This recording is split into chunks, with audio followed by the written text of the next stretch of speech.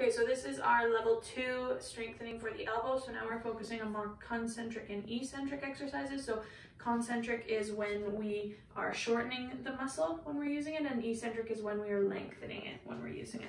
So both are really great.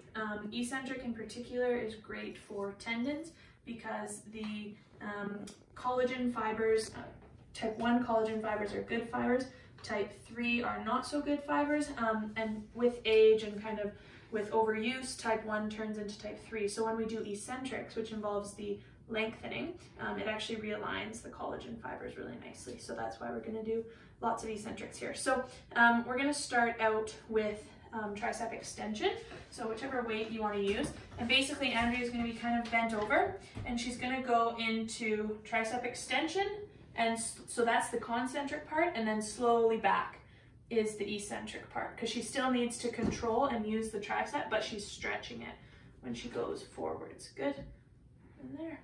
So again, 3 sets of 10 for this. Really good. Okay, and then we're going to do flexion. So whichever weight she wants to use.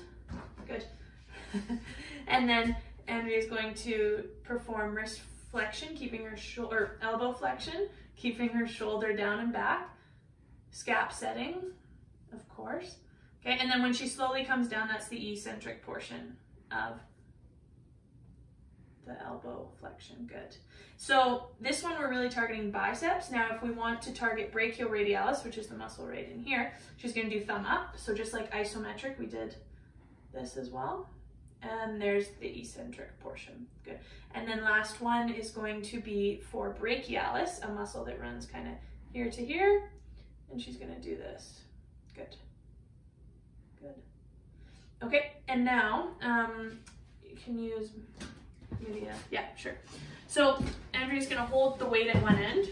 She can be seated, or having a surface like a table or a chair that you can work on is good. So now we're going to look at elbow pronation and supination. So pronation is when we're moving palm down. So yeah, good, and keep the weight. Good, come back. Good. And then even try to have the weight straight up here. There you go. Good. Good. So for this one, it's going to be eccentric when she's coming back. Good. And then supination is going the other way. What she just did is going to be palm up. Okay, so 3 sets of 10, both directions. Good.